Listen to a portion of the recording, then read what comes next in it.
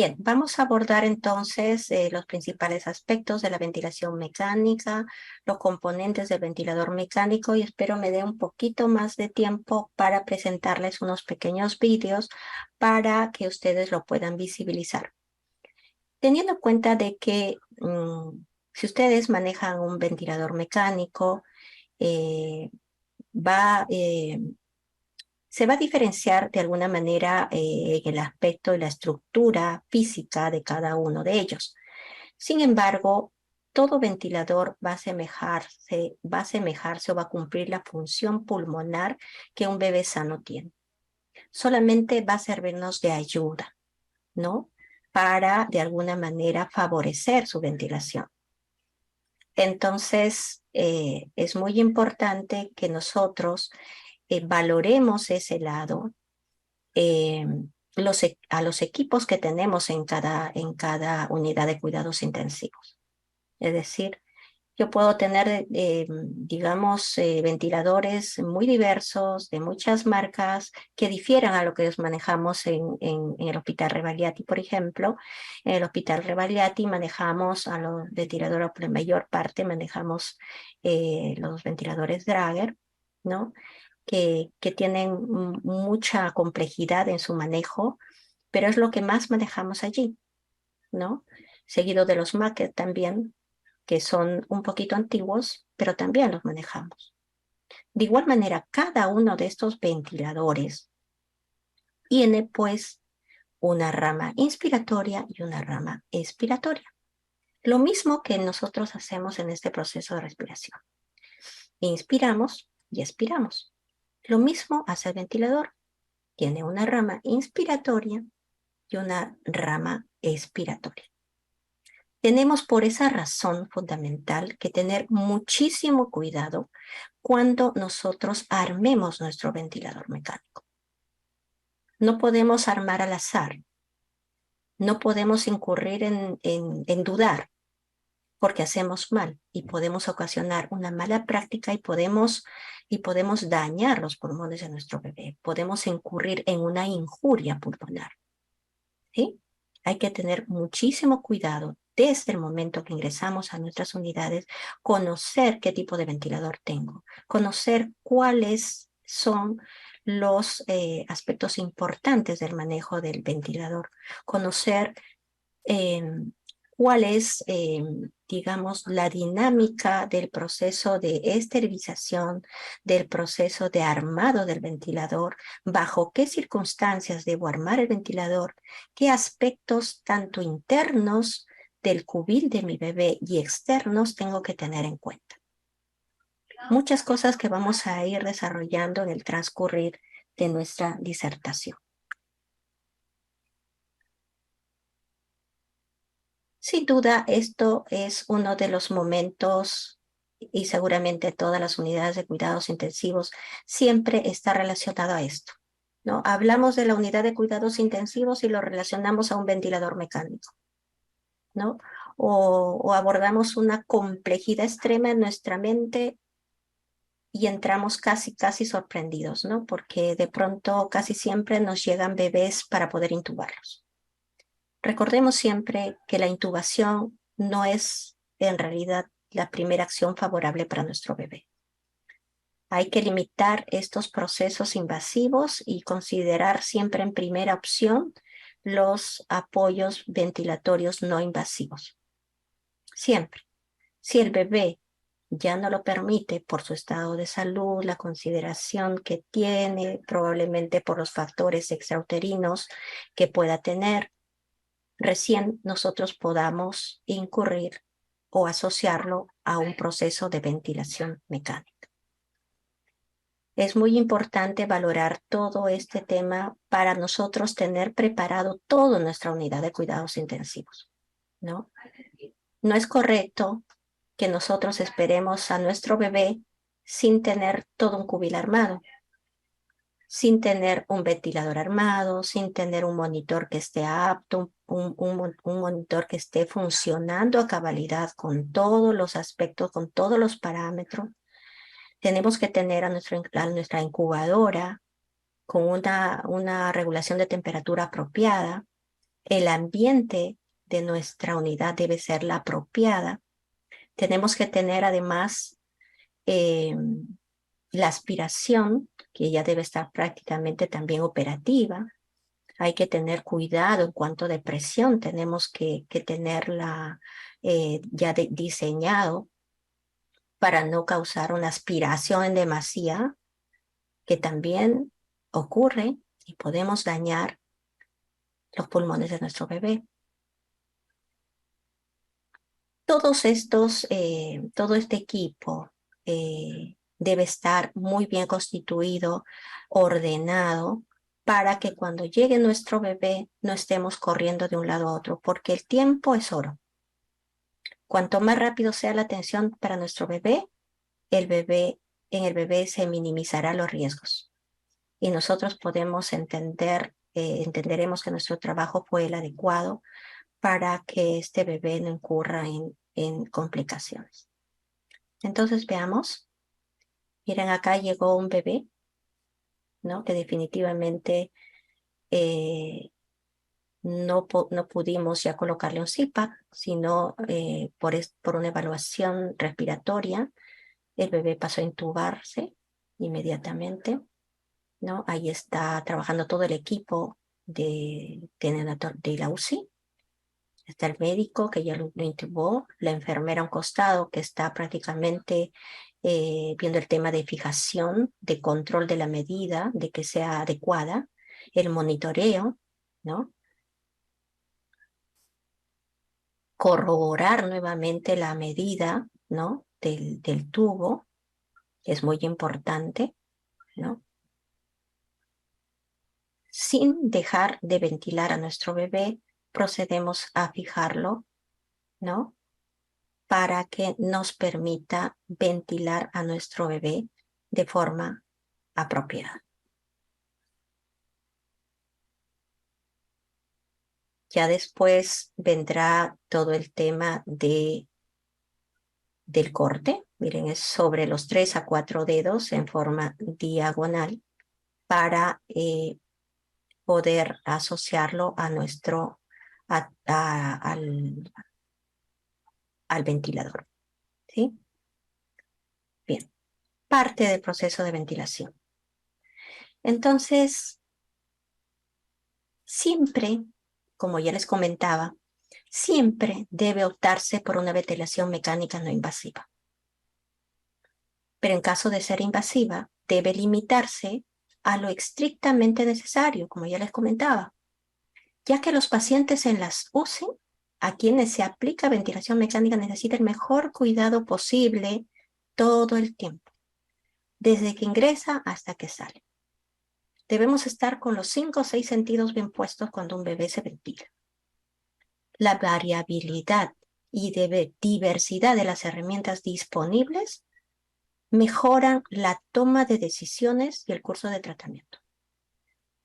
Es lo que ya les explicaba inicialmente.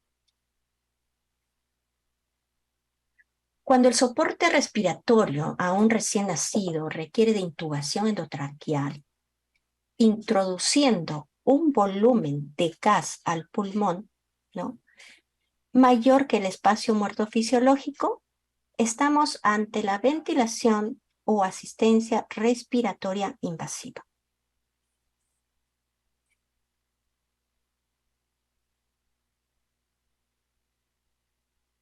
¿Cuáles son las generalidades de la ventilación mecánica? La ventilación se define como el intercambio de gases entre el ambiente externo y el alveolo. La ventilación mecánica es la respiración artificial que emplea un aparato mecánico para ayudar a sustituir la función respiratoria, que es lo que también les mencionaba inicialmente. Este respirador artificial nos sirve de ayuda, no para sustituir en su complejidad al 100%. Tenemos que ayudarlo a ventilar al bebé. No le podemos dar un soporte al 100%, ¿no? Hay que ayudarlo. Ventilador. Es un aparato para proveer o aumentar la ventilación al paciente, generando presión positiva.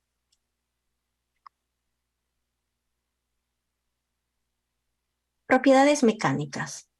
¿Qué entendemos por una distensibilidad pulmonar? Es la capacidad que tiene el pulmón para distendirse, ¿no? Para estrecharse sin sufrir ningún cambio. La fórmula para encontrar la distensibilidad pulmonar es pues el volumen corriente y el cambio de presión. En el niño, mientras la distensibilidad pulmonar disminuye, la distensibilidad de la pared torácica aumenta. Hay que entender esto. Mientras la distensibilidad pulmonar disminuye, la distensibilidad de la pared torácica va a aumentar. ¿Cuáles son entonces los objetivos de la ventilación mecánica? Los objetivos primordiales de la ventilación mecánica son tres. Vamos a definirlo en tres y progresivamente podemos optar por otras clasificaciones. ¿Cuál es lo más importante? Es mejorar ese intercambio gaseoso, que se acerque a lo normal. Evitar la injuria pulmonar. No toquemos los parámetros ventilatorios si no vamos a ayudar o dudamos en hacerlo. Cierto que nosotros tenemos que tener el conocimiento adecuado, pero quien va a tomar la decisión final va a ser el neonatólogo. Acostumbremos a limitar esas acciones, esas responsabilidades. Nosotros sí tenemos que estar muy alertas frente a cualquier episodio, frente a cualquier alerta que nos llame la atención en los parámetros del ventilador, en las curvas del ventilador, en la monitorización de nuestro bebé, para poder por lo menos tener la idea de qué es lo que le está pasando a nuestro bebé, para después comunicar al neonatólogo y el neonatólogo evaluará al paciente fisiológicamente. Digo esto porque la enfermera tiene además una responsabilidad muy importante de que antes de presumir una apertura de alguna complicación en el bebé, tenemos que fijarnos realmente cómo está yendo el trayecto del armado de nuestro ventilador, si está operativo, si se ha pasado todos los pases que se considera para armar el ventilador. Si nuestros corrugados no están cargados de agua o gotas de agua, y ya lo hemos escuchado al magíster Eduardo, todo esto tiene implicancia en los resultados para poder valorar una acción. Nosotros como enfermeras tenemos esa responsabilidad tan grande para evitar esas complicaciones. Si el médico neonatólogo evalúa por parte de él, pensando, confiando teniendo la seguridad de que nosotros estamos haciendo las cosas bien frente a la responsabilidad del actuar de la enfermera, estará haciendo bien. Pero si nosotros no estamos actuando bien, definitivamente él sin querer va a tomar una decisión que no va a ser la correcta y vamos a dañar por el contrario a nuestro bebé. Entonces, empecemos conociendo nuestro ventilador, empecemos conociendo cómo es el trayecto del armado, empecemos valorando cómo está colocado el tubo endotraqueal, acostumbrémonos a evaluar a nuestro bebé, ¿no? Acostumbremos a auscultar cómo están esos murmullos respiratorios, si están cargados de secreciones o no. Porque a veces solamente nos fijamos, miramos y nada más, pero no sabemos realmente cómo está ventilando nuestro bebé, ¿sí? Es muy importante valorar todos estos puntos. Entonces, evitar la injuria pulmonar parte de la responsabilidad de enfermería, como también de la parte médica.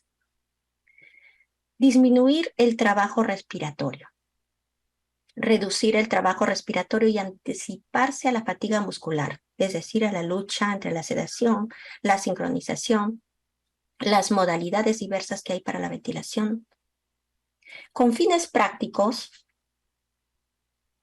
a continuación explicaremos en dos partes, ¿no? Los objetivos fisiológicos y los objetivos clínicos. Vamos a iniciar comenzando lo que ya les acababa de contar, de mencionar. La injuria pulmonar aguda es una respuesta del pulmón a múltiples estímulos sistémicos o locales, ¿no? Ya tenemos entendido que es de parte o de la enfermera, también a veces del médico, cuyo espectro abarca el edema pulmonar no cardiogénito y el síndrome de distrés respiratorio agudo. Y vemos, miren cómo nos reúne en este esquema toda la injuria pulmonar que nosotros podíamos ocasionar. Un volutrauma relacionado a una sobredistinción, un atelectrauma relacionado al colapso alveolar, es decir, hay un atelectrauma y ocasionará un colapso alveolar. Un biotrauma, ¿no? Ocasionado por mediadores inflamatorios. Y el barotrauma ocasionada por una alta presión de vías aéreas. Esto va a iniciarse incluso desde el momento que nosotros aperturamos la ventilación, el momento de ventilar a nuestro bebé, del inicio de una reanimación. Hay que ser gentiles en ventilar. No podemos ofrecer una ventilación en la desesperación de hacer de que el bebé ya empiece a respirar y que hay una presión excesiva que podemos dañar el pulmón de nuestro bebé. Hay que ser cautos y hay que trabajar con mucha responsabilidad.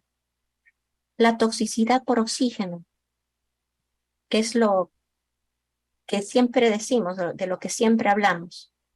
La alta de FiO2.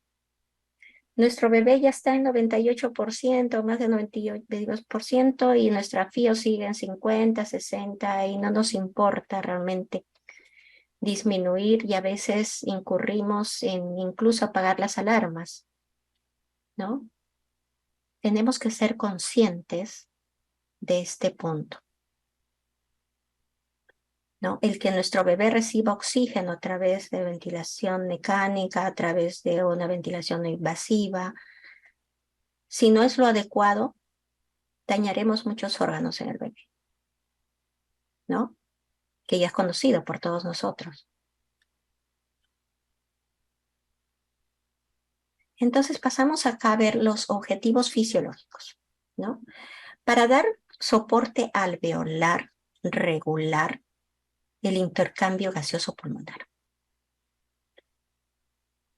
En la ventilación alveolar tenemos la presión de CO2 y el pH, ¿no? En muchas indicaciones de la ventilación mecánica, el objetivo es normalizar la ventilación. Por ejemplo, en las enfermedades neuromusculares. La oxigenación arterial, que tiene que ver con la presión de oxígeno, la saturación de oxígeno y el dióxido de carbono, ¿no?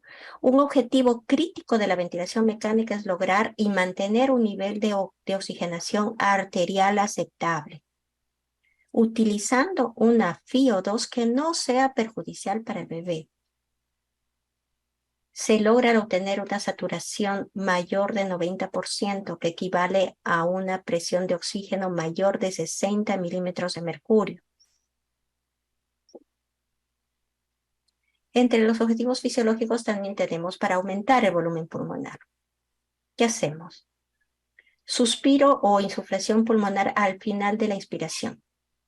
Este método, que permite lograr una expansión pulmonar suficiente, se puede suministrar con cada respiración o forma intermitente.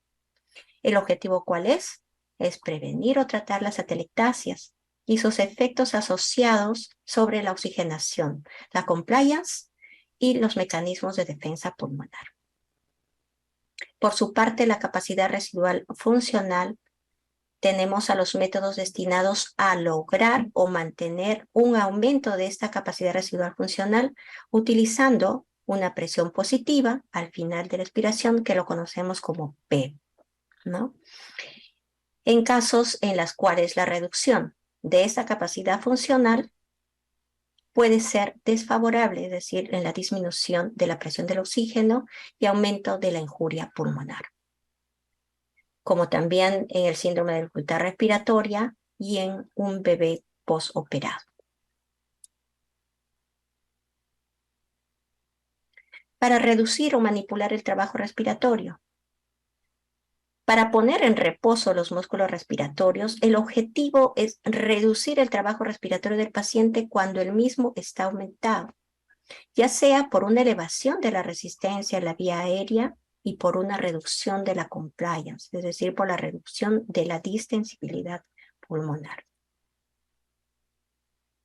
En cuanto a los objetivos clínicos, tenemos que la ventilación mecánica se utiliza para asegurar que el paciente reciba mediante la ventilación pulmonar el volumen minuto apropiado, requerido para satisfacer sus necesidades respiratorias, sin provocar daño a los pulmones, ni dificultar la función respiratoria, ni tampoco aumentar el disconfort del paciente.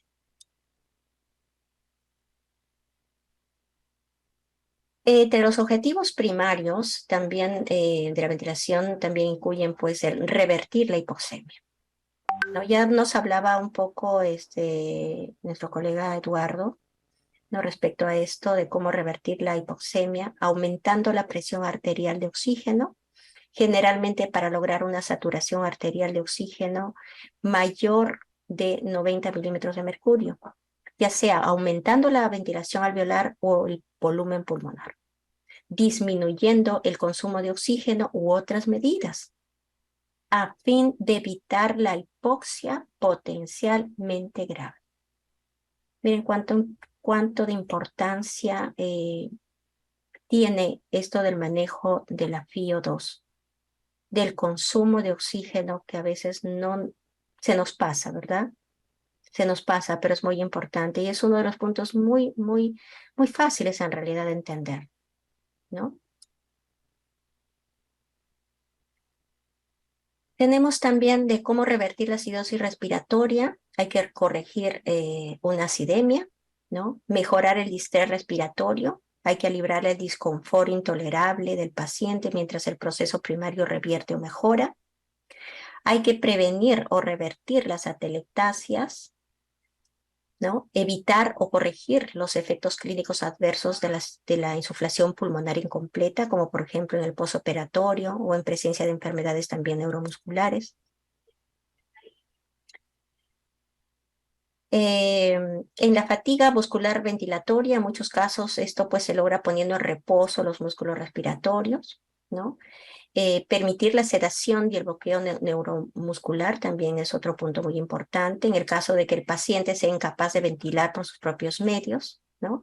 O a fin de realizar determinadas instrumentaciones que requieren dicha sedación o parálisis también, ¿no?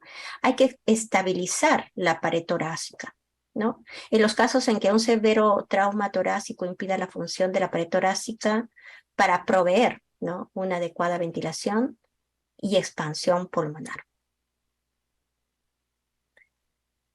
Vamos a disminuir el consumo de oxígeno sistémico o miocárdico.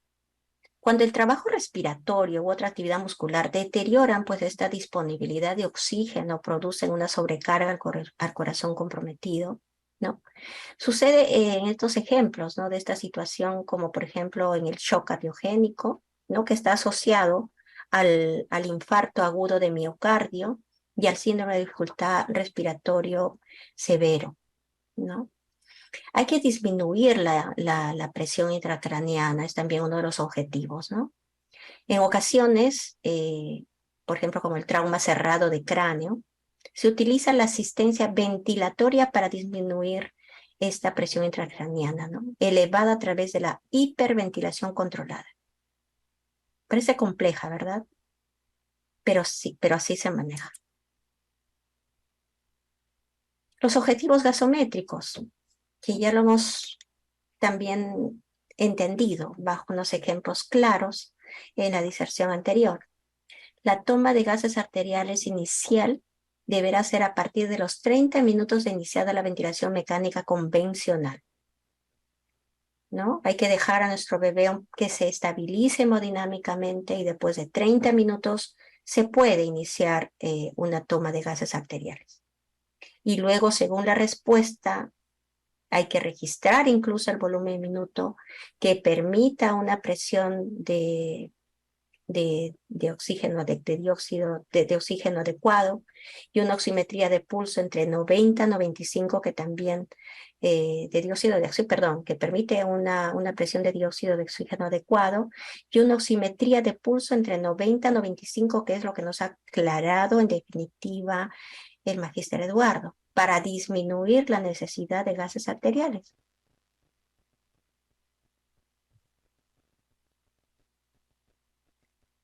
Si bien existe dificultad en la recomendación de los objetivos gasométricos, cuando estamos empleando ventilación mecánica en el recién nacido, puede ser seguro lo siguiente. Mantener una presión de oxígeno de 50 a 60 milímetros de mercurio en recién nacido pretérminos y una presión de oxígeno de 50 a 70 milímetros de mercurio en atérminos, o una pulsosimetría de 90 a 95 para ambos casos. Entonces hay que tener en cuenta este tipo de presiones en relación a la edad gestacional de nuestro bebé. Hay que mantener la presión de dióxido de oxígeno, perdón, de 45 a 55 milímetros de mercurio con un pH por encima de 7.24. Hay que tener en cuenta que la hipocapnia aumenta el riesgo de leucomalacia periventricular y displasia broncopulmonar, y la hipercapnia aumenta el riesgo de hemorragia intraventricular. Mucho cuidado, ya sabemos entonces cómo valoramos nuestros gases arteriales con unos ejemplos magníficos que ya hemos recibido de la clase anterior. Entonces, si nosotros tenemos una hipocapnia, hay que ir pensando en que puede aumentar ese riesgo de leucomalacia periventricular y displasia broncopulmonar, y si lo llevamos a una hipercapnia, aumenta el riesgo de una hemorragia intraventricular. Entonces hay que actuar rápido.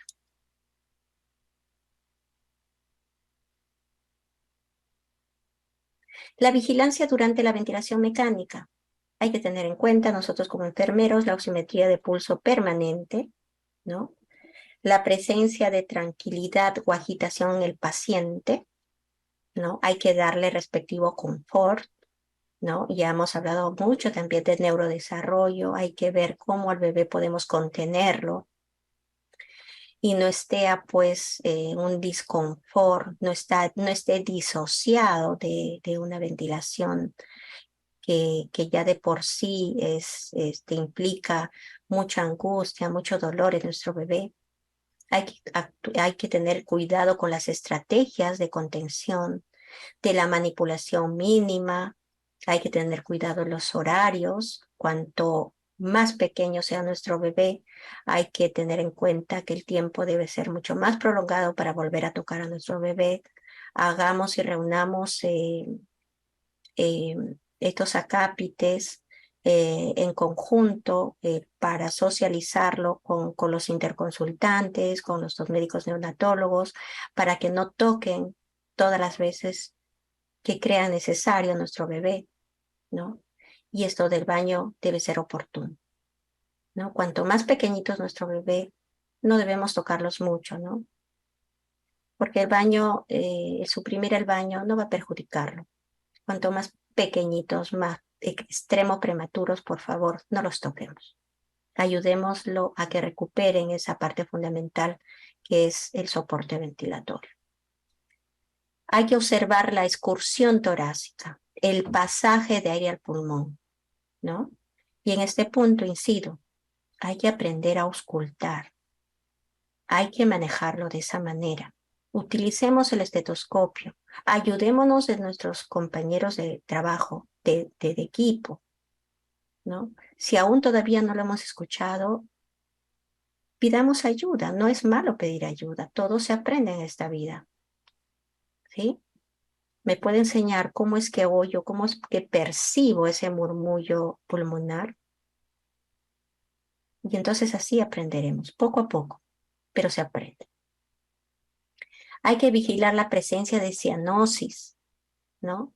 Y también ver cómo está la perfusión tisular de nuestro bebé.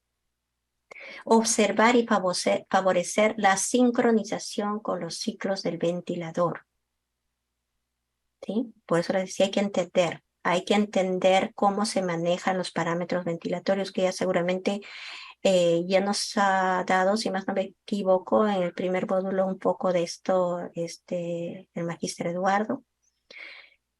Y entender, ¿no? Entender de tal manera que nosotros podamos ayudar, ¿no? Ayudar y a sugerir a nuestro colega neonatólogo si ponemos nosotros incluso proponer el cambio de estos valores, de estos botones que tenemos frente a nosotros, ¿verdad? Bien. La vigilancia durante la ventilación mecánica, vamos a continuar diciendo que el control radiológico inicial, esto lo he tomado del protocolo que generalmente usamos en nuestra institución. El control radiológico inicial dentro de los primeros 30 a 60 minutos es lo oportuno. Hay que valorar, en primer lugar, como decía, es la patología pulmonar. Va a ser diferente, cada bebé es diferente, cada bebé es un ser, un ente distinto al otro. No es el mismo. Pueden tener la misma edad gestacional, pueden tener la misma, digamos, diagnosticados con síndrome de dificultad respiratoria, pero cada uno tiene su complejidad de acuerdo a los factores maternos de las cuales haya venido, ¿sí? Es muy importante actuar primero evaluando la anamnesis de nuestro bebé. La localización del tubo endotraqueal y catéteres umbilicales o percutáneos si fuera necesario. Hay que entenderlo de buena manera. Y ya les decía al inicio, desde el momento que nuestro bebé esté entubado, hay que ver la correcta medida y la correcta fijación para nosotros estar contentos y realmente estar seguros de que lo estamos manejando bien y no compliquemos la salud de nuestro bebé. Las radiografías adicionales serán solicitadas de acuerdo a la evolución clínica del paciente y considerando minimizar el riesgo de exposición a las radiaciones. No está bien que en cada momento nosotros irradiemos a nuestro bebé, ¿no? Y a veces sucede. A veces está terminando el turno y ya lo irradian al bebé. Entra el otro médico, no recibe un reporte oportuno del colega que está saliendo o sale por alguna otra razón y no ha terminado de evaluarlo, y nuevamente pide una interconsulta para radiografía, ¿no? Llega el radiólogo y nuevamente le toma la radiografía. Estamos nosotros ahí, pendientes, mencionarle, decirle, doctor, a este bebé ya le tomaron una radiografía, falta evaluarlo, ¿no? Entonces hay que ponerlo en alerta de esta consideración. Bien, entonces las radiografías adicionales serán pues solicitadas de acuerdo a la evolución clínica del paciente, considerando minimizar el riesgo de exposición, como decíamos, a las radiaciones. Hay que coordinar con el radiólogo para que la toma sea con el paciente en decúbito supino y la cabeza alineada con el tronco, para evitar desperfectos al momento de evaluar, ¿no? De las sugerencias que nos pueda dar esa placa. Hay que valorar las curvas, los lazos y los valores de función pulmonar proporcionados por el ventilador mecánico.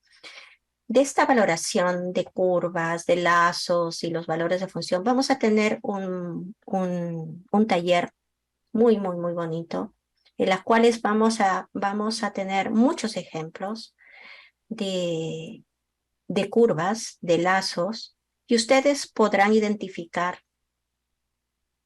por qué sucede. Si es compromiso del paciente, es compromiso de nuestro bebé o es compromiso del ventilador, que nos está alertando que algo está pasando en su estructura, en sus componentes externos. ¿Sí? Bien, hay que monitorizar la canografía o el transductor transcutáneo de la presión de dióxido de carbono. Algunas instituciones lo tienen, otras aún no, pero es muy importante tenerlo. La monitorización de las funciones vitales es muy importante. Es muy importante ser honestos con este tema. La oximetría de pulso del pre y postductal, especialmente en pacientes con hipertensión pulmonar. El flujo urinario y balance hídrico estricto es muy importante. Acostumbrémonos a valorar estos puntos. A veces uno en la unidad de vigilancia intensiva nos sorprendemos mucho cuando estos bebés en realidad necesitan saber cuánto de ingreso ha tenido y cuánto de egreso tuvo.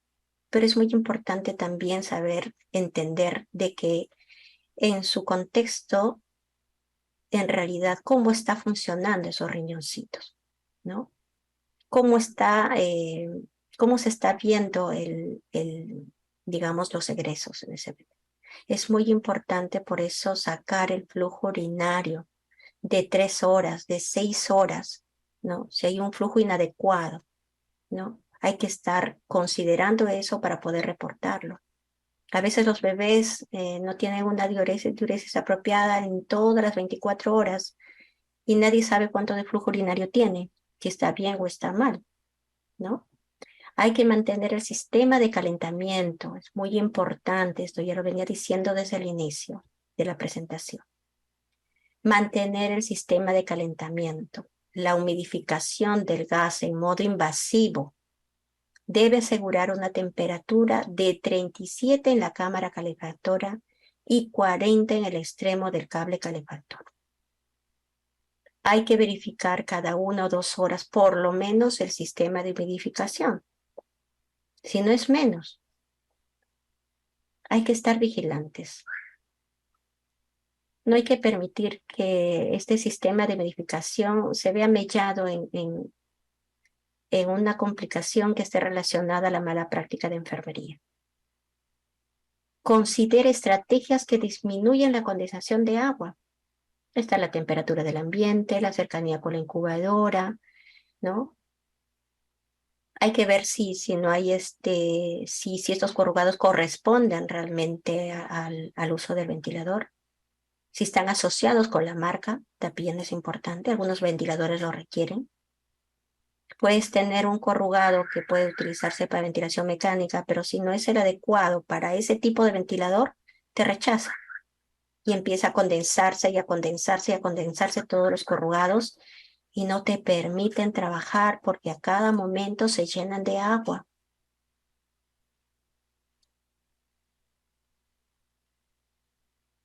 Hay que registrar cada hora los siguientes parámetros ventilatorios, ¿no? La FiO2, la MAP, la PIP, la PEP, la presión de soporte, la frecuencia respiratoria, el tiempo inspiratorio, el volumen tidal, el volumen minuto, ¿no?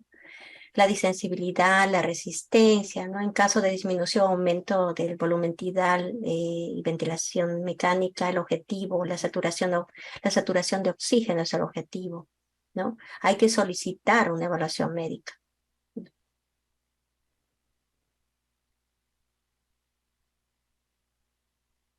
¿Cuándo decidir aspirar las secreciones?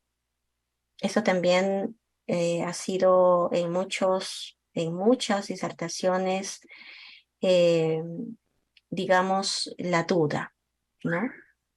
Lo más importante es que no incurramos en algo que no está bien. Es decir, yo no puedo aspirar porque de pronto ingreso a la unidad y digo, no, para que no me moleste, aspiro mejor y ya me evito hasta 2, 3 horas que el bebé esté ventilando bien y no me alerte el volumen minuto que está por debajo de lo permitido de acuerdo al peso del bebé y no me dé relación en que esté cargado de secreciones. O le aspiro 3, 4, 5 veces allí para que ya no me moleste más. No, no hagamos eso, por favor. Entonces, secreciones visibles en el tubo endotraqueal con o sin deterioro de la saturación nos permite aspirar. Con una disminución del murmullo vesicular pulmonar y en presencia de sonidos respiratorios anormales a la auscultación, también será un candidato para aspirar.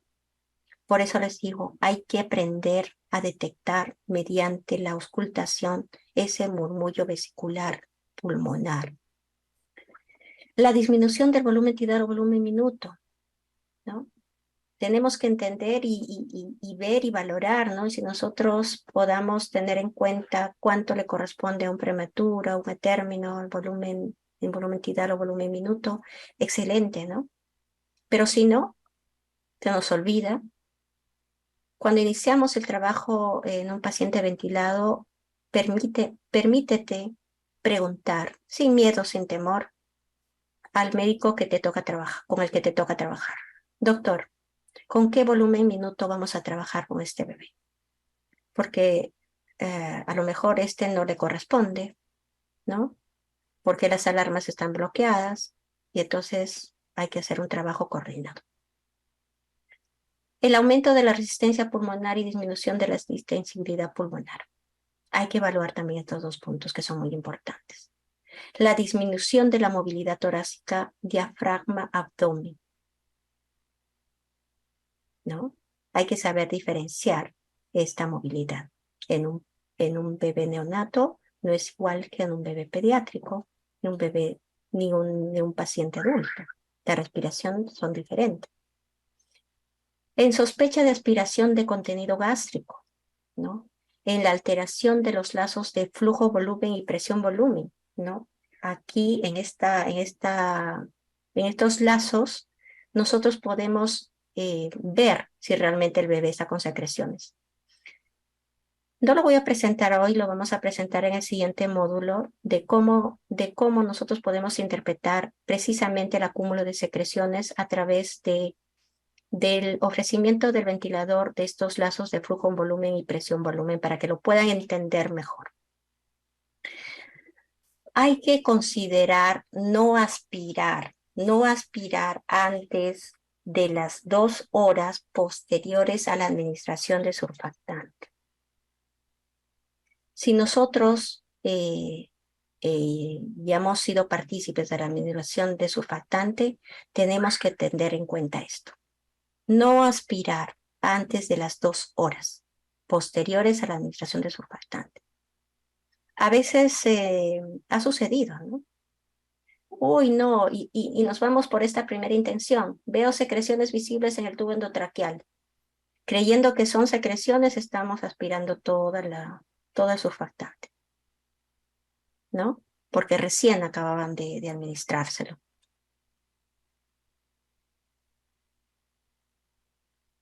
Hay que realizar la aspiración de secreciones preferentemente a través del circuito cerrado con presiones negativas entre 80 a 100 milímetros de mercurio y con una duración menor a 5 segundos. Este acápite en las últimas consideraciones se está minimizando a 80 de presión negativa sino a 80 milímetros de mercurio. Ya no lo estamos considerando 100. Queremos ser muy drásticos. Y una duración de 5 segundos, no más. ¿Sí? Considere aumentar el PO2 en un 10 a 20% previo al inicio del procedimiento, es decir, una preoxigenación. Y hay que irlo disminuyendo gradualmente al finalizar hasta llegar al PO2 requerido previamente.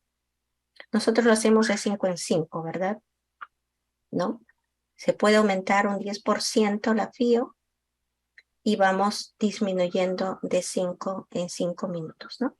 Hasta llegar a la FIO2 que previamente tenía el bebé. Luego de realizar la aspiración, puede ser necesario aumentar también la frecuencia respiratoria por algunos minutos para recuperar el volumen pulmonar. Esto es muy importante.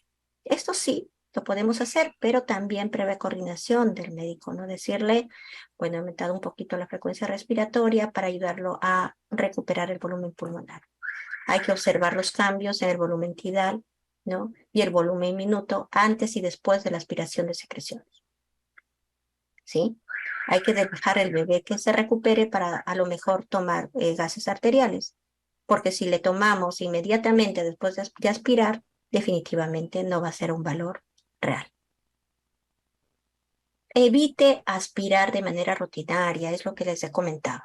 No aspirar cuando yo quiero, cuando yo decido, porque es criterio mío, no. Hay que aprender a valorar. Ante la duda de aspirar secreciones en pacientes inestables o lábiles al estímulo, hay que coordinar el procedimiento previa evaluación médica. Ese trabajo de ventilación mecánica no es individual. Este trabajo de ventilación mecánica es de a dos. Corresponde al médico y al enfermero intensivista. No puedo decidir yo. Puedo sugerir, puedo alertar, pero no puedo decidir. Decido en el momento apropiado si corresponde a enfermería, pero lo tengo que también reportar. ¿Sí?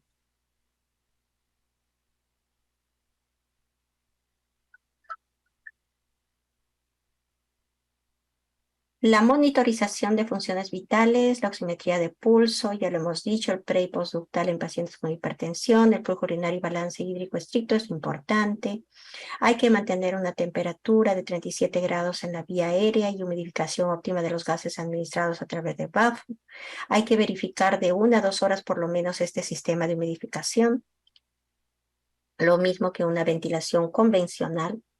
Hay que registrar cada hora los siguientes parámetros que solo tenemos en nuestra sábana, ¿verdad? De repente ustedes tengan un diferente control, pero casi todos se suman el detalle de cada hora de registro de estos parámetros ventilatorios, ¿no? Sea la MAP, la FIO, la amplitud, la frecuencia, la relación de la inspiración expiratoria, o en su defecto de la DCO2 también, ¿no? En caso de aumento o disminución del volumen tidal en lo que respecta al BAFO, ¿no? O mayor requerimiento de FIO, hay que solicitar también una evaluación médica, ¿no? Hay que considerar la aspiración de secreciones, además, en caso de deterioro brusco, disminución de vibración torácica, caída de la saturación, aparición del esfuerzo respiratorio y aumento de la presión de la CO2. Es muy importante cuando nosotros trabajemos con un paciente en BAFO, hay que ver la vibración. Muchas veces está en bajo y no llega, ¿no? No llega esa vibración a nuestro bebé, ¿no? Entonces hay que tener en cuenta que esta vibración tiene que llegar un poquito más abajo del ombligo, ¿no? Casi hasta la parte de la cresta ilíaca, ¿verdad? Cuando vemos vibrar hasta este límite, estaremos seguros de que la vibración es la correcta, ¿no? Mandado por el ventilador en una ventilación de alta frecuencia. Recuerde, la aspiración de secreciones no debe realizarse rutinariamente tampoco en esto, ¿no? En el bajo. Decir aspiración de secreciones en caso de disminución también de este volumen tidal, ¿no?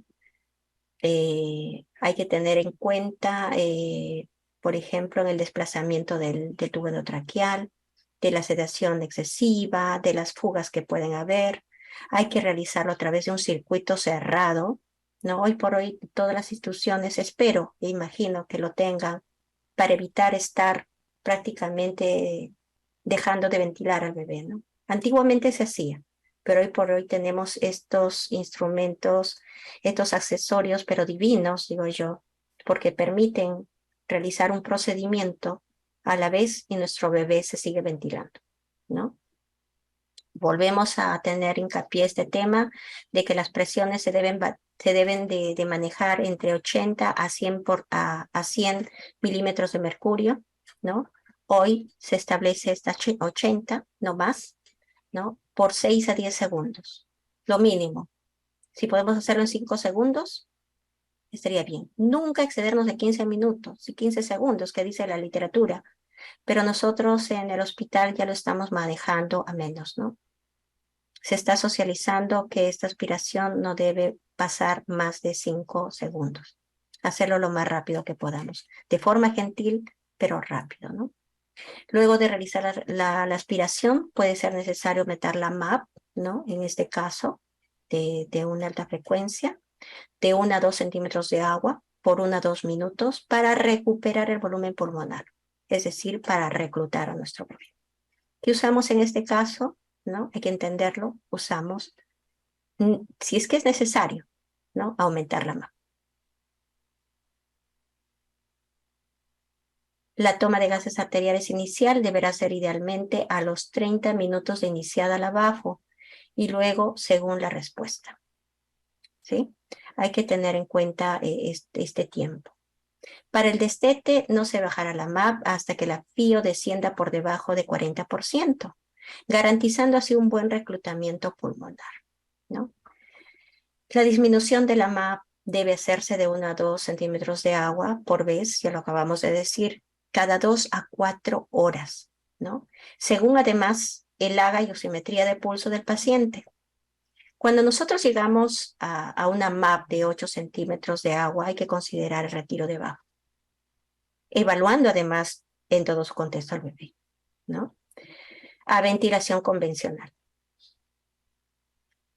o a CIPA, o a casco, según condición clínica del paciente. La sedación y patología, ¿no? Que motivó su ingreso a una alta frecuencia, ¿no? Hay que tener en cuenta esto, ¿no? Hay que ir de más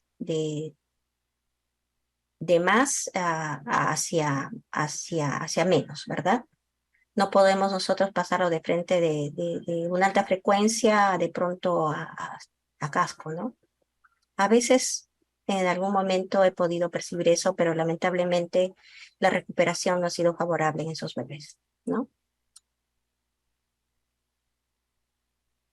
En caso de salida ventilación convencional, elija un modo sincronizado y puede iniciar con una PIB de 14 a 15 de agua, ¿no? Una PEP de 4 a 5 de agua, una frecuencia respiratoria de 20 a 30, un tiempo expiratorio de 0.3 a 0.4 y un FIO igual a la requerida en BAO, ¿no?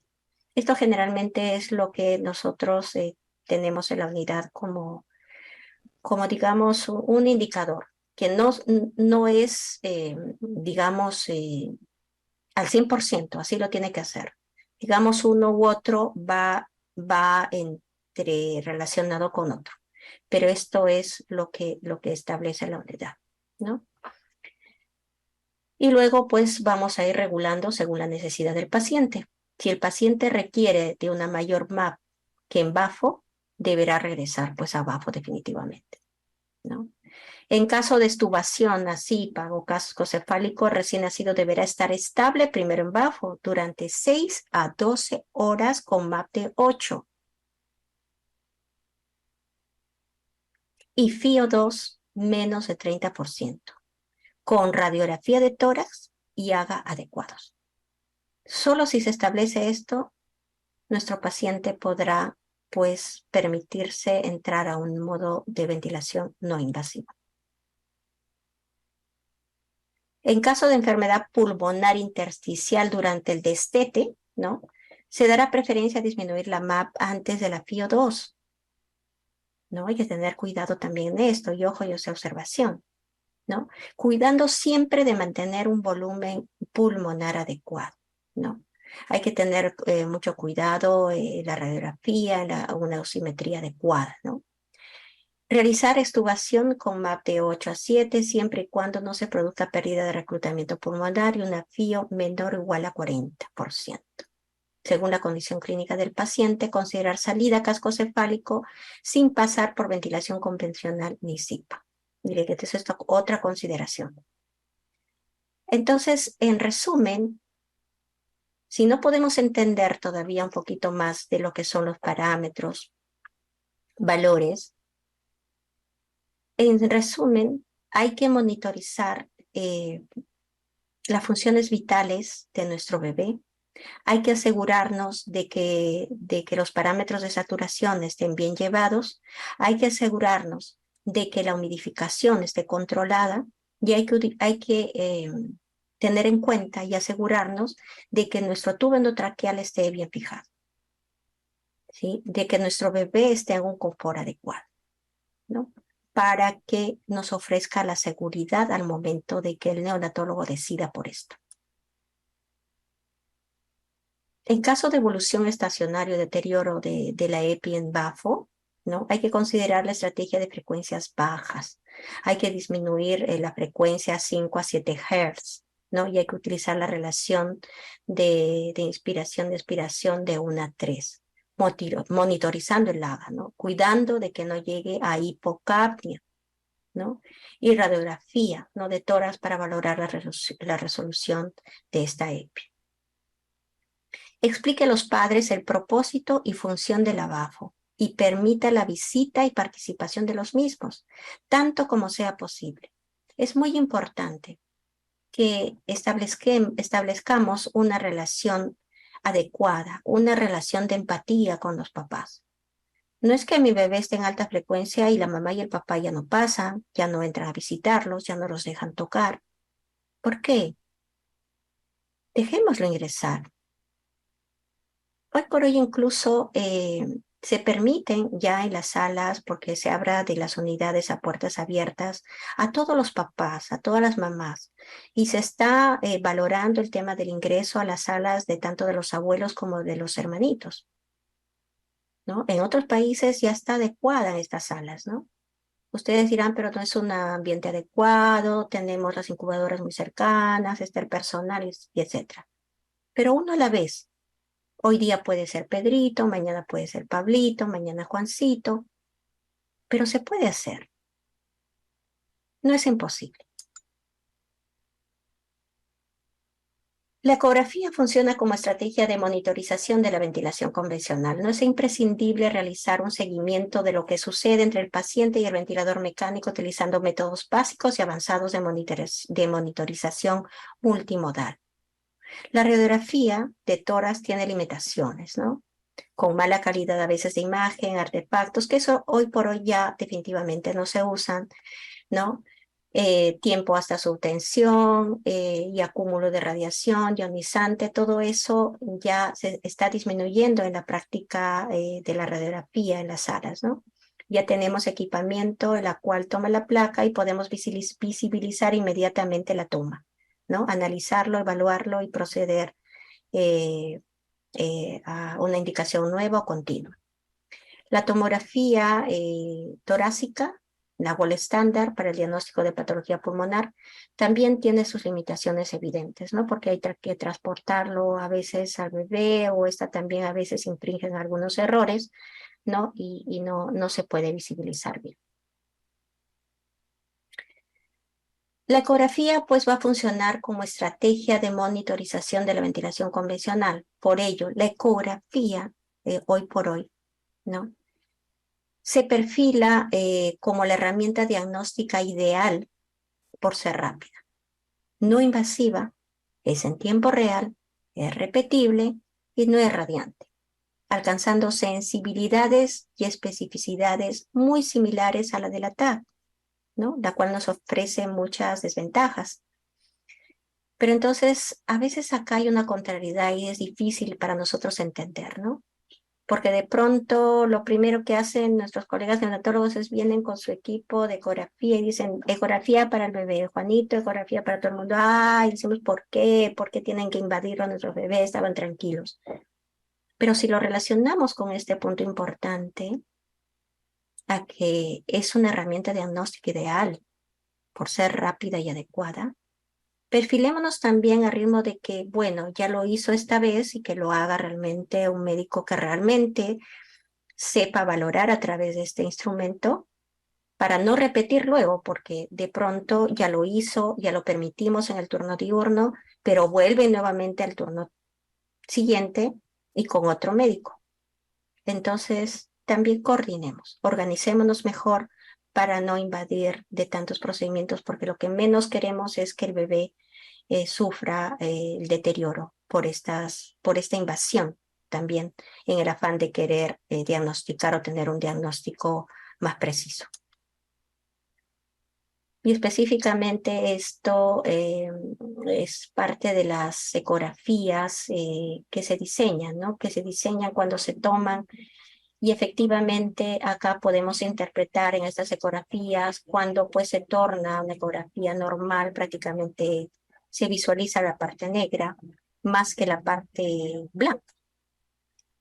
Cuando hay un edema intersticial leve a moderado, ¿no? Miren cómo se torna la radiación de la iluminación entre blanca y negra, ¿no? Si observamos así, estamos hablando de un edema intersticial leve a moderado. Pero si se torna con una, como le dicen, una cortina blanca, cubierta completamente, blanco, estamos hablando de un edema alveolar intersticial severo. Y hay una consolidación cuando se torna de forma gris. ¿Sí? Bien, ¿qué otro punto tenemos que tener en cuenta?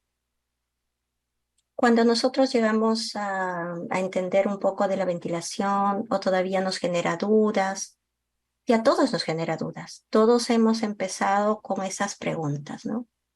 Ah, Dios, y ahora me tocará este ingreso para mí, ¿no? ¿Vendrá para mí? ¿Qué voy a hacer? No sé, ni armar el ventilador. Ahora, ¿qué ventilador tengo? Ese no lo sé manejar. ¿Qué voy a hacer? ¿A quién le tocará? ¿Con qué ventilador me tocará?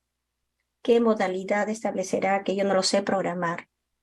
Y ahora, ¿qué parámetros también programará? ¿Qué parámetros? ¿Cómo lo manejaré? ¿Cómo valoraré?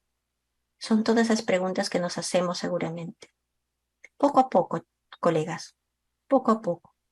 Este tema de la ventilación mecánica es muy amplia, es muy compleja, que aún todavía ni nosotros mismos, estando sumidos en el trabajo diario, aún no podemos entender cómo si la teoría, la nomenclatura nos dice tal o cual cosa, de pronto voy al hospital y digo, pero a mí me dijeron que cuando era así, esto tenía que disminuirse. ¿Y por qué en él no puedo? Pasa, porque el ser humano es tan complejo, estructuralmente, fisiológicamente, hasta emocional y mentalmente también. Los bebitos sienten. Entonces, todo suma. Y por favor, nosotros tenemos que estar ahí como esas madres guerreras, como esas madres leonas, como ese padre león que defiende a su hijo a toda costa. Es cierto, todos hemos iniciado siempre por algo, ¿verdad? Y nos han dado la oportunidad para hacer cual o tal proceso, ya sea para canalizar una vía hasta para asistir o para colocar un epicutáneo, o hasta para ayudar a esto, a realizar un RCP o para intubar a un bebé. Todos hemos tenido una primera vez.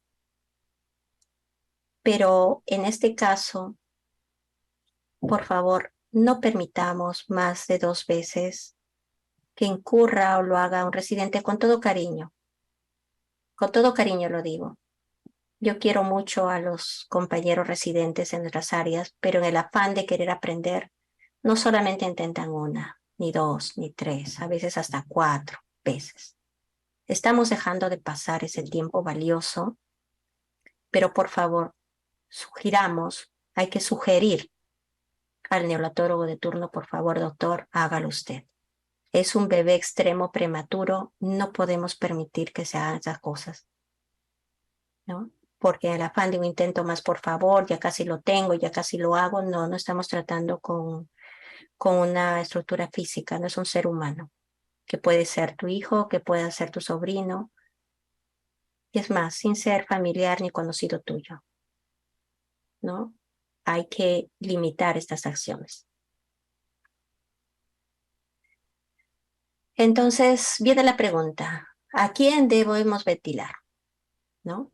Para esto tenemos 2 respuestas, ¿no? Tenemos las consideraciones absolutas y las consideraciones relativas.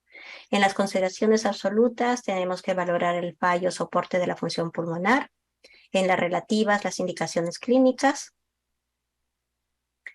En las indicaciones generales absolutas vemos pues el fallo, soporte de la función pulmonar, las apneas, las acidosis respiratorias, la hipoxemia, los posoperados pulmonares o cardíacos, ¿no?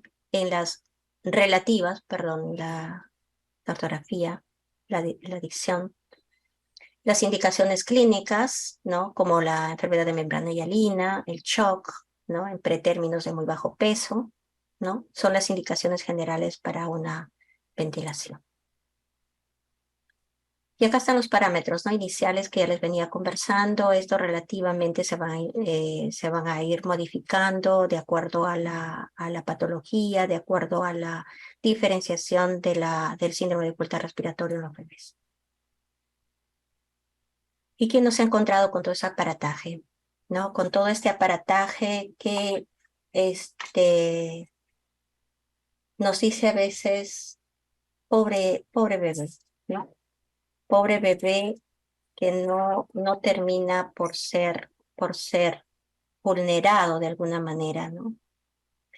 Abordado con tanto aparataje de un ventilador, de monitores, de la incubadora, de, de bombas infusoras, de bombas perfusoras, ¿no? De equipamiento tal vez de hipotermia, ¿no? De utilizar el tratamiento por óxido nítrico, ¿no? Y no lo valoramos viendo al ser humano, ¿no? Hay que ser empático siempre. Hay que ver el lado emocional, el lado del apoyo a este ser pequeñito, ¿no? Que no tiene más que nosotros, porque su papá y su mamá no pueden ingresar, porque no lo permitimos.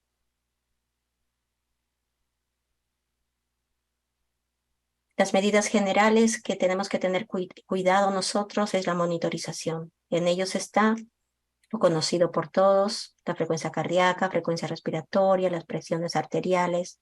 Hay que evaluar el nivel de conciencia también del bebé, el estado nutricional del bebé también, que es muy importante. Y bien, vamos a hablar, después de haber dado no una amplia clase de lo que es todo lo que suma la parte estratégica, de lo que son parámetros ventilatorios. En el camino vamos a poder ir aprendiendo. Pero viene un punto en la que es muy importante para nosotros. Porque a veces nosotros decimos, ¿no? Bueno, esto de armar el ventilador, de conocer la estructura física, bueno, eso es sencillo, yo lo aprendo, ¿no? Yo quiero aprender más de lo que son parámetros y sí es importante. Quiero aprender sobre las modalidades, quiero aprender por qué y para qué y todo lo demás. Pero ojo, colegas, ¿dónde inicia una buena ventilación al bebé? Y lo digo por experiencia propia. Cuando tú o usted conoce al ventilador mecánico de su unidad. Cuando él es su amigo permanente. Cuando es su amigo, así con todas las palabras, amigo. Porque al amigo se le conoce, ¿verdad? Al colega no. Al amigo sí. Hazte de tu ventilador tu amigo. Hazle a este ventilador tu amigo. Tienes que conocer no solamente la parte, la estructura física, la interna, de cómo funciona y para qué sirve. Muchos ventiladores como este, que es el Drager, te ofrece mucha comodidad. Le es muy difícil a la persona que lo conoce, porque él reúne un poco más de tiempo para pasar, porque no le entendemos bien, pero es amigable. ¿Por qué le digo que es amigable? Porque en su estructura interna, no solo tiene la estructura de cómo manejarlo, sino también te orienta de qué cosas quieres saber de él. Él tiene un cerebro interno que si tú quieres, pones un clic en bibliografía, quiero saber de esto y te dice. Pero ¿cómo lo sabemos? ¿Cómo lo sé? Porque lo conozco. ¿Cómo cambiar de modo? También lo he conocido a través del mismo, porque él me lo ha dicho. Entonces, él es mi amigo. Cuando el ventilador mecánico se hace tu amigo, tú podrás ofrecer una mejor ventilación a tu bebé. Es precisamente a través de un ventilador que se logra la optimización de las variables fisiológicas necesarias para iniciar de nuevo la respiración espontánea de tu bebé.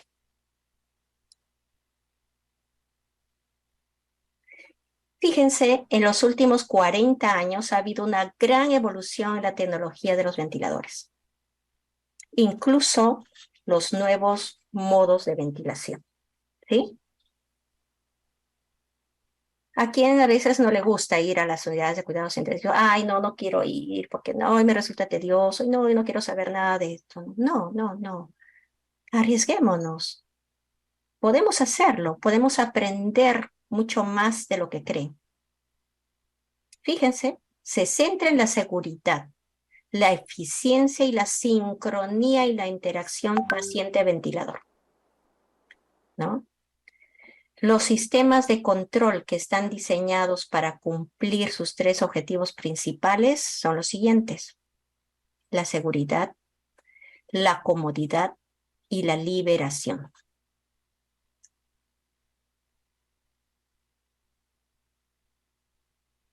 La descripción de acciones de enfermería.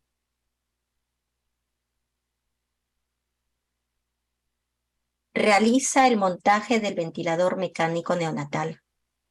Es nuestra función. Hay que verificar que los circuitos corrugados sean los adecuados y se ajusten a las necesidades del paciente. No todos los ventiladores son oportunos para un determinado paciente. Hay quienes ofrecen solamente ventilación convencional, hay otros que tienen también lo convencional y tienen también la alta frecuencia, algunos no. Algunos están como que adaptados de pacientes pediátricos para ser usados como neonatales. Hasta a veces son reprogramados los ventiladores que son usados a pacientes adultos para usarlos hasta en pacientes neonatales.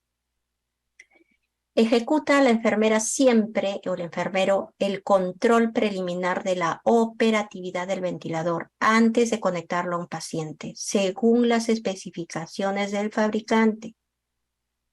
Este control preliminar de la operatividad debe ser antes. Yo no puedo tener un ventilador armado que no me asegure que haya tenido una prueba preliminar y conectarlo a mi bebé y que el doctor venga y empiece a valorar y a digitar los parámetros y el modo que necesita el paciente. No. Yo tengo que tener el control primero, asegurarme que sí pasó. Porque a veces de pronto luego el ventilador te autocicla, luego el ventilador suena y te alerta y uno se desespera y empieza a decir ¿por qué? ¿Y por qué? ¿Y por qué? Porque no hemos pasado este control preliminar, porque no conocemos a nuestro ventilador.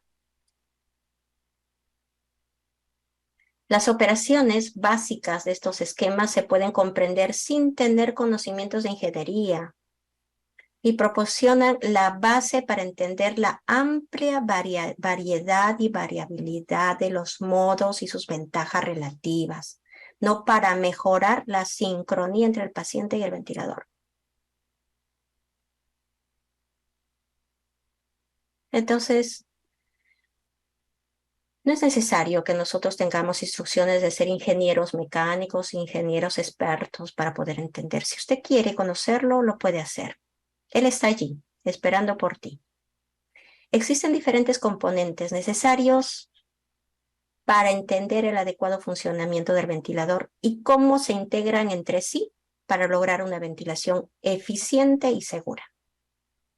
Cuando yo encuentro un ventilador de esta manera, armado de esta manera, me sorprende en realidad porque la enfermera o el enfermero que lo ha armado tiene por lo menos, digamos, entiende por lo menos que para todo proceso, para todo accionar, tiene que haber una disciplina, tiene que haber un orden.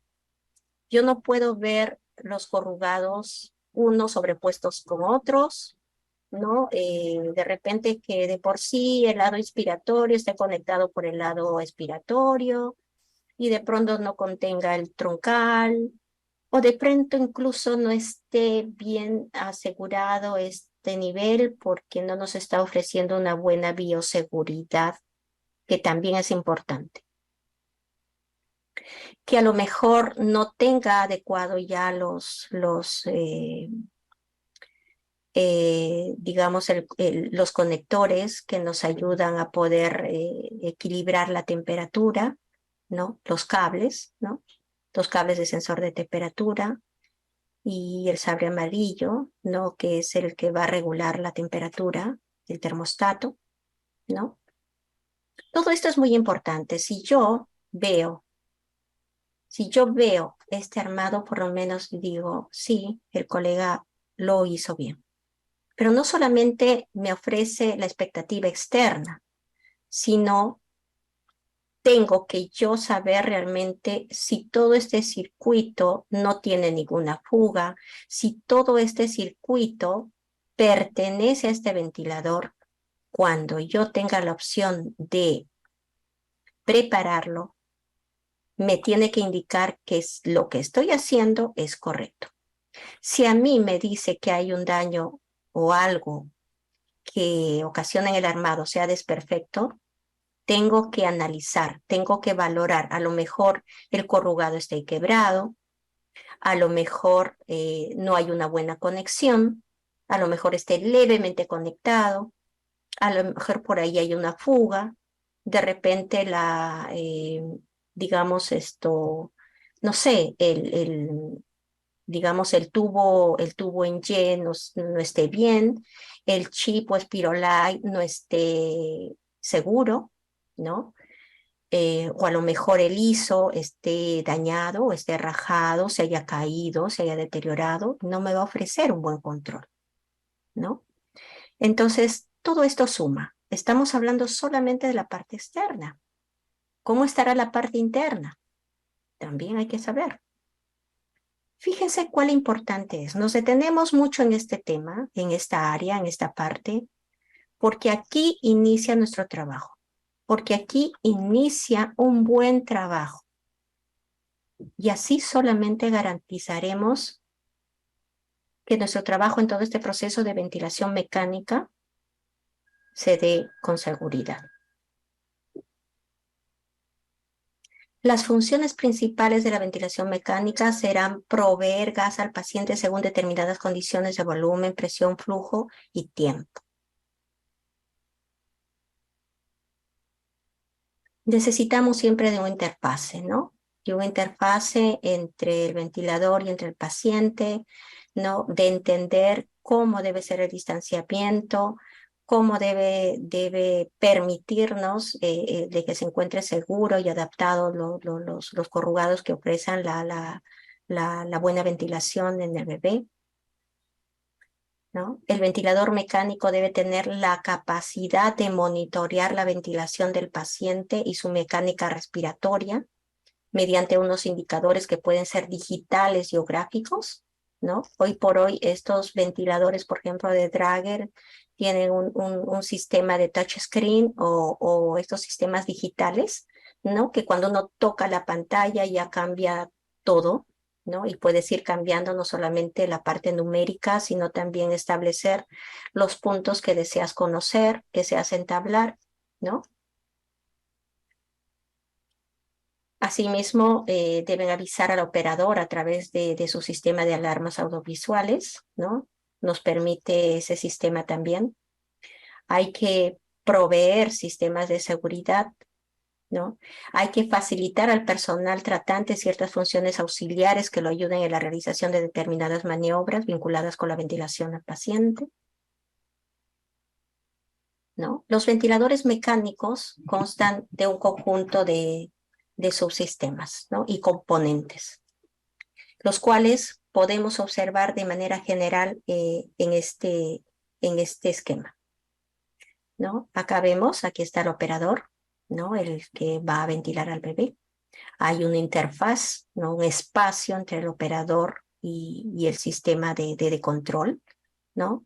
el suministro de energía, ¿no? El sistema neumático, que también es importante conocer, el suministro de gases y el interfaz del circuito propiamente del paciente, ¿no? Entonces, es un tema realmente muy complejo, este tema de ventilación. Sin embargo, yo aprecio mucho la disponibilidad que tiene eh, cada participante. Seguramente hay muchas preguntas y muchas dudas que resolver, pero puede ser que yo tenga un criterio, puede ser que a lo mejor sí pueda ayudar en algunos aspectos, pero todo esto vamos a ir aprendiendo con el manejo y la práctica de nuestras unidades. De pronto puede usted decir, sí, pero yo este parámetro lo he visto así, que lo manejan acá así. Va a depender también de los protocolos que en cada institución tenga. Estos protocolos nos van a ayudar no solamente a complementar un manejo unificado, sino que todos lo entendamos de la misma manera, ¿no? Entonces, el día 26 vamos a tener una práctica respecto a la parte inicial del manejo del ventilador, en la cual vamos a tener un taller en la cual van a tener ustedes que describir prácticamente, van a tener que describir digamos, las partes, la estructura inicial para manejar oportunamente y de forma correcta el ventilador. Entonces, Kelita, no sé si estás. Sí, Magíster Hola. Gina. ¿Me logra Bueno, escuchar? hasta acá Ujú. Kelita, ha sido la disertación mía. Espero haber contribuido en este módulo con todas las expectativas de los participantes. Gustosa poder resolver de forma práctica el día del taller, el día 26, para que cada uno esté contento, ¿no? Te agradezco infinitamente por la presentación, gracias por la paciencia, por la disposición eh, y bueno, muchísimas gracias. Sí, Magíster Gina, muchas gracias a usted. Más bien, si hay consultas, por favor, tenemos unos minutos, un par de minutos más para poder resolver sus consultas, sus dudas que tuviesen. Lo pueden hacer a través del botón del chat o a través o activando los micrófonos, ya que ustedes tienen la opción de activarlos. También comentarles que se ha compartido en el botón del chat el link de asistencia para que puedan registrarlos, por favor.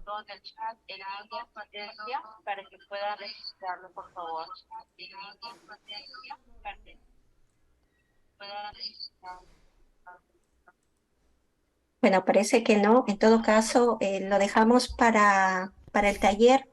Creo que Sí, los he dejado dormidos. ¿Se han dormido o no, aquí hay una porque no pregunta. está? Sí, hay una pregunta, la Magister Gina, la licenciada Gladys Díaz Arabia. ¿Cuándo suena la alarma? Vamos a ver aquí, por favor. ¿Cuándo suena la alarma de volumen minuto? Ya. Miren, generalmente la alarma del volumen minuto siempre lo relacionamos con el acúmulo de secreciones de nuestro bebé. ¿No? Por lo general, siempre, por eso les decía y les comentaba, perdóneme un ratito perdóneme un ratito, ya. Les comentaba yo en uno de los puntos, me está interfiriendo esto un momentito, por favor, querida.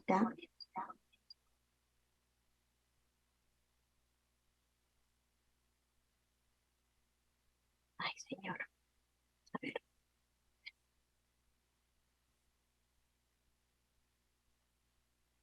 tengo un audio compartido. de mi celular y no me puedo concentrar.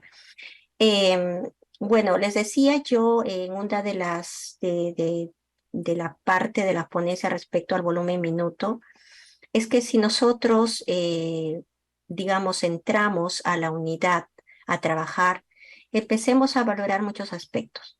Uno de los puntos importantes es efectivamente el volumen minuto. Eh, que preguntemos a nuestros colegas de trabajo, a los neonatólogos, con qué volumen minuto yo voy a trabajar. Si el volumen minuto está por debajo de lo que yo voy a manejar a mi bebé, seguramente que el bebé pueda estar complicándose con este acúmulo de secreciones.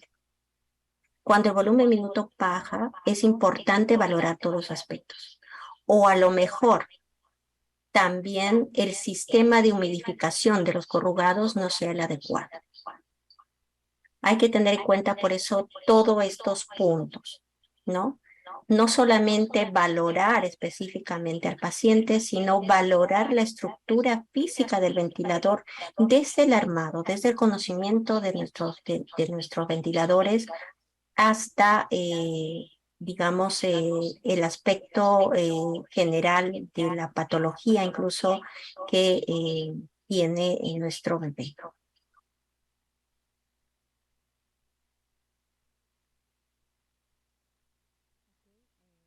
Bien, muchas gracias, Magíster. Tenemos una otra consulta de la licenciada Patti. ¿Qué medidas se pueden tomar frente al tema de condensación en los corrugados? Ya, mira, con respecto a las medidas que uno pueda tener, en realidad son varias, pero puntuales les puedo decir. Lo primero que tiene que hacer usted es ver qué temperatura ambiente tiene en su unidad. Si la temperatura ambiente no es la indicada de 24 a 26 grados, ¿no? La temperatura ambiental. Y bueno, de repente puede estar estructurado, puede estar calibrado el reloj de temperatura, pero de pronto la puerta de mi unidad esté abierta y definitivamente ya no va a tener esa temperatura. ¿Por qué esa temperatura del ambiente? Porque esa temperatura del ambiente va a permitir también acoplarse a la temperatura que está diseñada en el calefactor.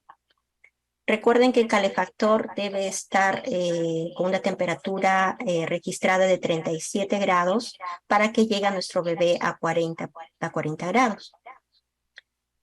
Pero si no es así, el calefactor se va a distorsionar su temperatura y por lo tanto va a empezar a condensar nuestros corrugados. Es uno. Otro, que a lo mejor la parte final del cable calefactor igual no debe estar introducido en la incubadora, porque esto también disocia el equilibrio, el control de la temperatura. Y este acúmulo de condensación, este acúmulo de gotas de agua en el ventilador, en los corrugados del ventilador, van a hacer que de alguna manera el volumen minuto incurra en disminuir, pensando incluso que es secreciones del bebé, y no lo es, ¿no? Entonces hay que valorar todos estos aspectos, ¿no? Ahora la temperatura de la incubadora también es muy importante. A veces las incubadoras están apagadas o a veces están aumentadas, no sé por qué, o por aumentar la temperatura del bebé, pero en el afán de regular esa temperatura, incurrimos en generar también la condensación de los corrugados. Entonces, muchos aspectos que valorar para ver cuándo un volumen minuto disminuye.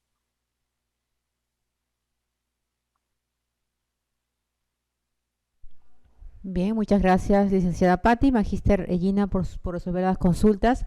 La licenciada Carla nos indica el taller donde se va a realizar. El taller es virtual, licenciada Carla, el día sábado de 9 a 12 del mediodía.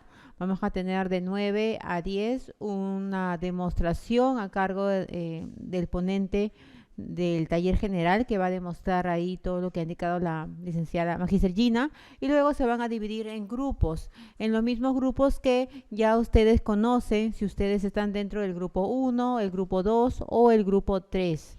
Entonces hay que ir en cada grupo que ustedes tienen, ir relacionándose. He visto que en el grupo de la Magíster Gina también hacen preguntas de consultas a veces también, y entre ellos mismos se responden.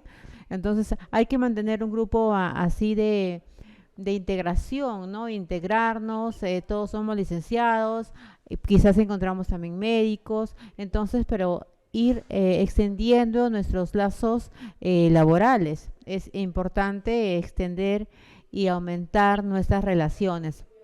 Entonces, Así es. bueno, para indicarles, bueno, Magíster Gina, muchas gracias por su presentación. Realmente han sido 2 horas fructíferas que hemos conocido todo lo que respecta a ventilador mecánico. El día de mañana vamos a continuar con la doctora Sujei Castro y la Magíster Zoila Cárdenas. Gracias, Magíster Gina.